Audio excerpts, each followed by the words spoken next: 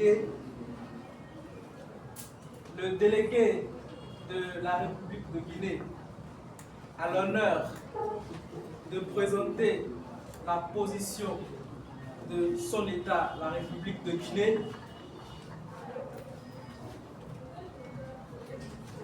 sur les deux sujets à l'ordre du jour.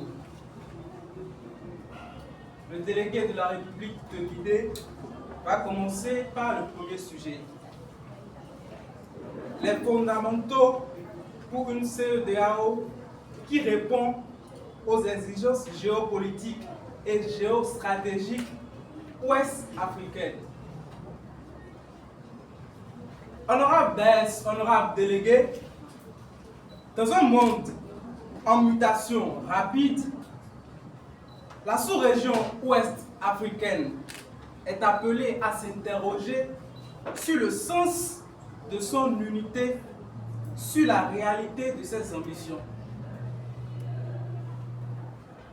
La CEDEAO est également appelée à réfléchir sur la justesse de ses instruments d'intégration. Face à la montée des tensions géopolitiques mondiales, à la reconfiguration des alliances et à l'émergence de nouvelles dynamiques internes, la communauté économique des États de l'Afrique de l'Ouest, CEDEAO, se doit de faire preuve d'une grande lucidité.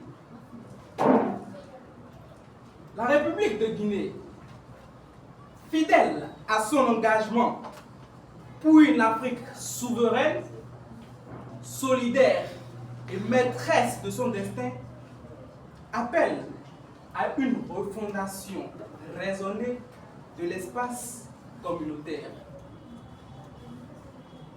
Cette refondation ne saurait être un exercice de forme, encore moins un arrangement conjoncturel. Cette dernière doit être une œuvre de vérité, de responsabilité et de vision. Le premier pilier de cette refondation est la souveraineté. La stabilité régionale ne peut se construire sur la négation des choix internes des États membres. L'histoire récente de la Guinée a montré que chaque peuple porte son propre rythme de transformation.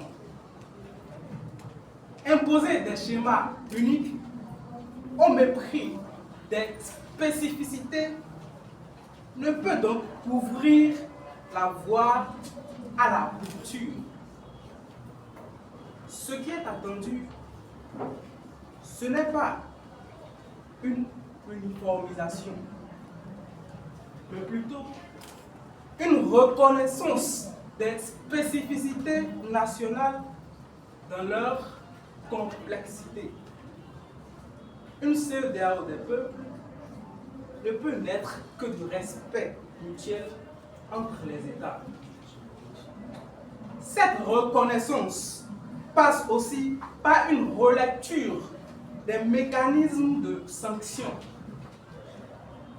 La sanction n'a de sens que dans une perspective constructive, car l'isolement favorise la radicalisation. L'absence de dialogue affaiblit le lien collectif.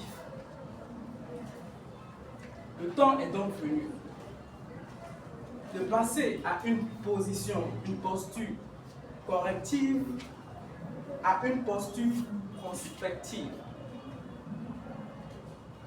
À défaut, l'espace communautaire demeurera vulnérable aux forces centrifuges menaçant la cohésion.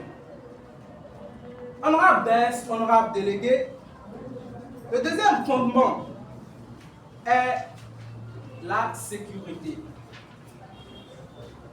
Les foyers de déstabilisation dans le Sahel ne sont plus des menaces localisées.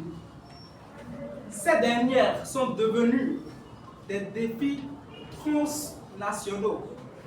Le terrorisme, la criminalité organisée, le trafic des ressources et la manipulation de l'information appellent à une réponse collective agile et enracinée dans les réalités du terrain.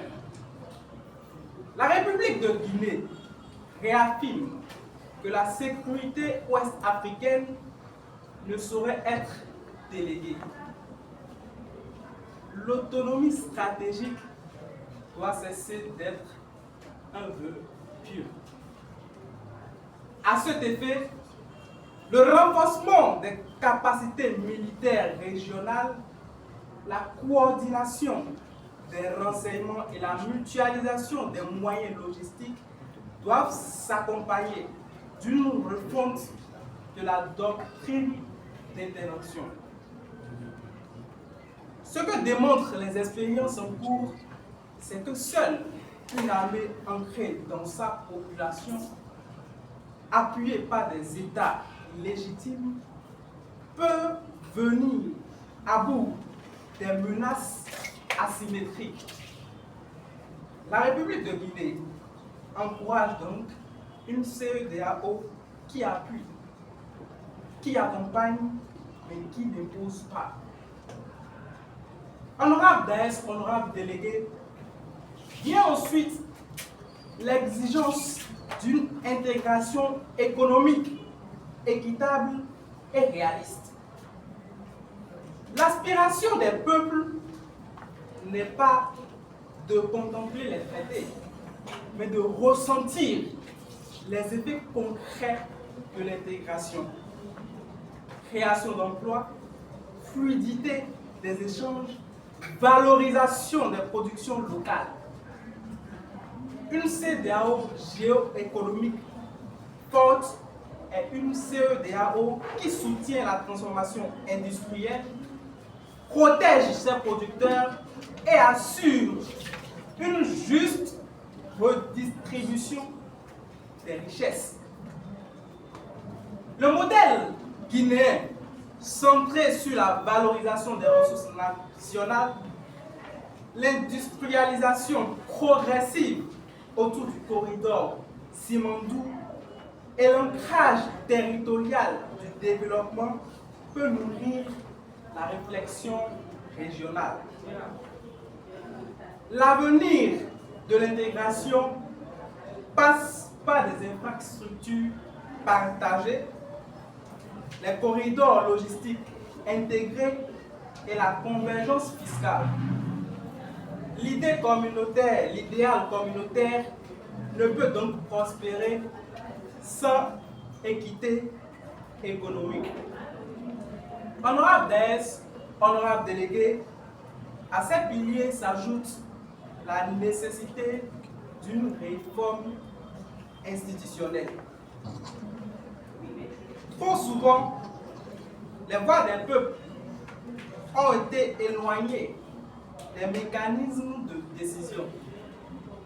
Trop souvent, les débats ont ignoré la jeunesse, les femmes, les travailleurs, les entrepreneurs. Une CEDEAO tournée vers l'avenir est celle qui place l'humain au cœur de ses politiques.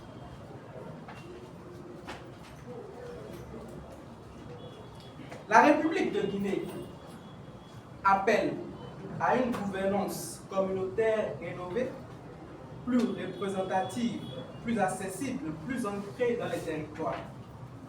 Enfin, l'environnement géostratégique impose un regard vigilant sur la gestion des partenariats extérieurs. L'Afrique de l'Ouest doit parler d'une voix souveraine. les coopérations internationales doivent répondre aux besoins réels des États membres et non à des agendas préconçus.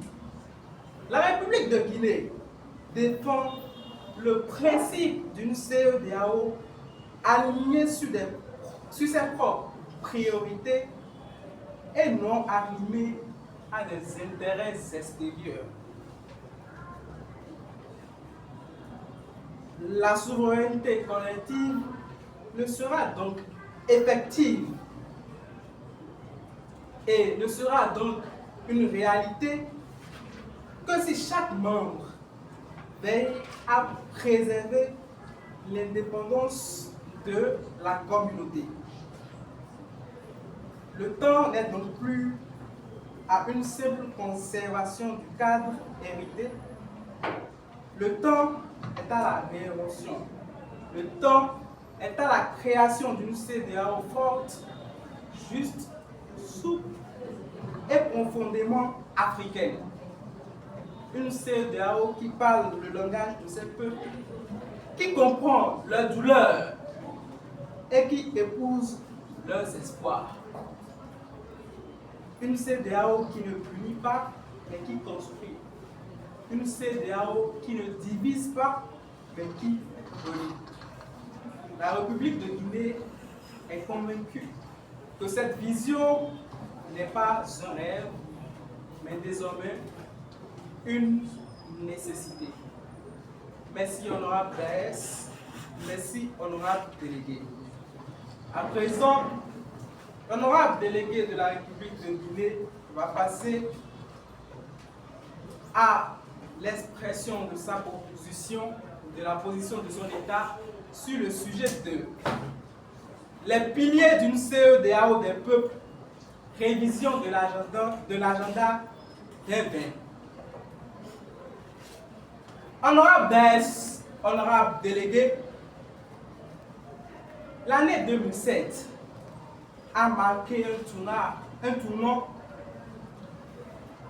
dans la dynamique de l'intégration régionale ouest-africaine avec l'adoption par la CEDEAO de la vision 2020.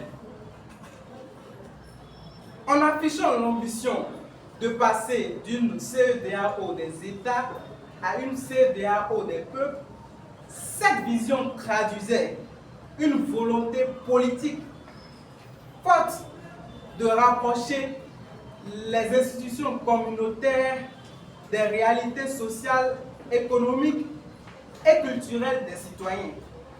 Pendant plus d'une décennie, une orientation stratégique a permis de structurer des initiatives d'intégration, de libre-échange, de libre circulation, d'harmonisation douanière, de prévention des conflits et de développement d'infrastructures régionales.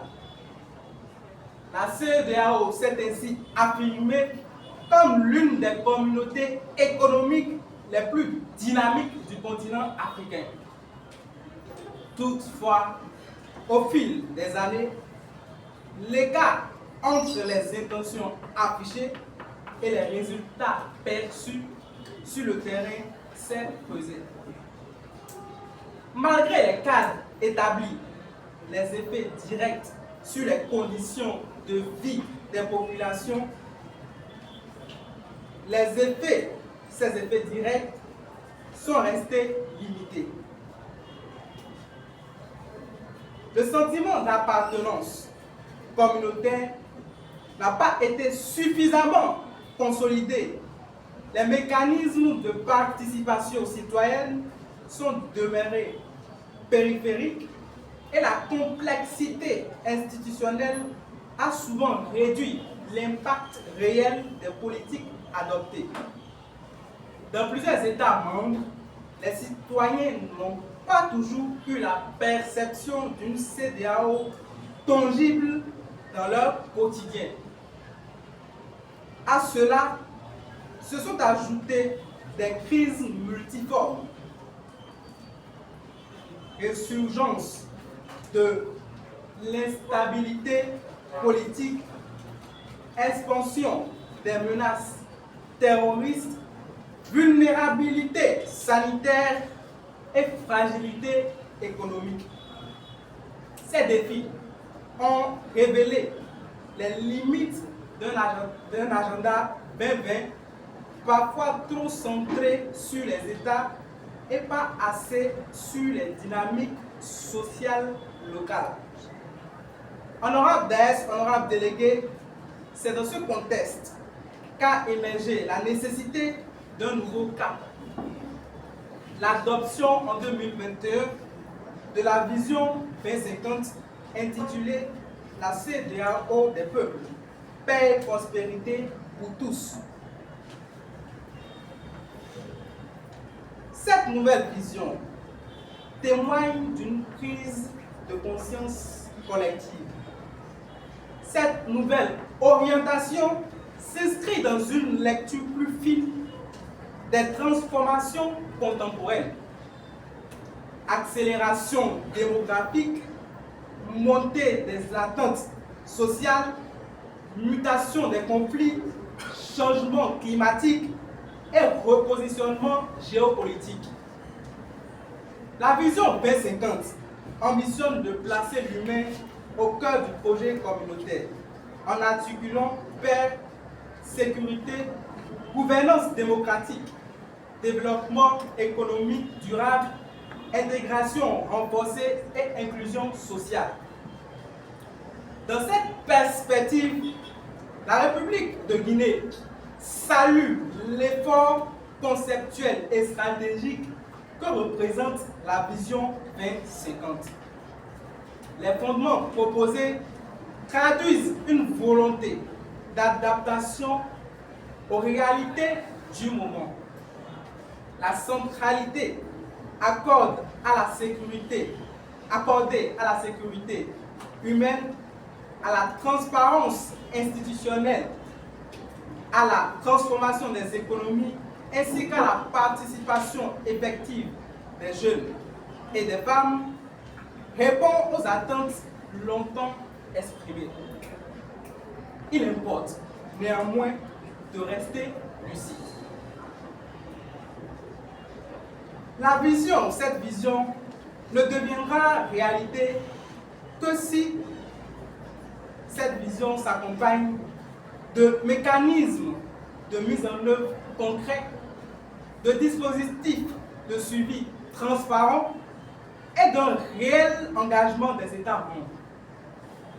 À ce titre, la République de Guinée insiste sur la nécessité d'un changement de méthode. La transition entre la vision 2020 et la vision 2050 ne doit pas être vécue comme un simple passage stratégique, mais plutôt comme une rupture assez qualitative.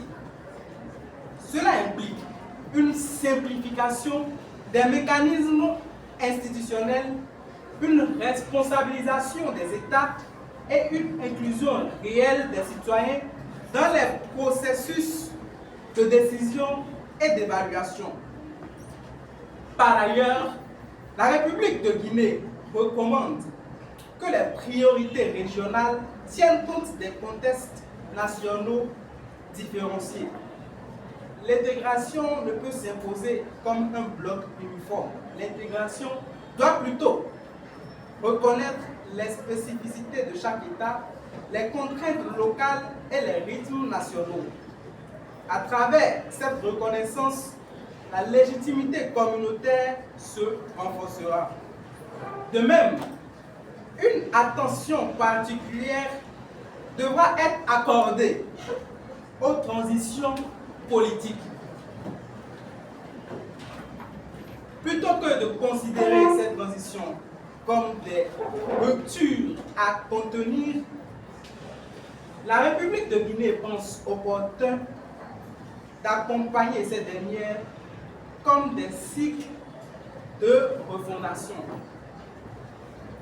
La CEDEAO doit faire preuve d'écoute, de discernement et d'intelligence stratégique pour préserver l'unité tout en respectant la souveraineté des États. Enfin, la réussite de cette nouvelle orientation passera par la mobilisation des ressources non seulement financières, mais aussi humaines, culturelles et technologiques. Il devient donc impératif d'investir dans les savoirs, de créer des ponts entre les institutions et les universités et d'associer pleinement les diasporas à la dynamique régionale. Il est également indispensable de garantir la transparence des partenariats extérieurs afin que la coopération internationale s'inscrive dans une logique d'égal à égal, respectueuse des intérêts stratégiques de la région. Honorable Daes, honorable délégué, la République de Guinée réaffirme son engagement pour une CEDEAO utile, juste et solidaire. Le passage de la vision 2020 à la vision 2050 ne doit pas être un exercice assez bureaucratique, mais un véritable tournant dans l'histoire des peuples de la sous-région ouest-africaine. Ce tournant impose des choix courageux, une volonté partagée et une vigilance assez constante. Le temps est venu pour que l'idéal communautaire cesse d'être une perspective lointaine pour devenir une réalité vécue par les peuples ouest-africains. Merci, honorable DS. Merci, honorable délégué de la République de Guinée.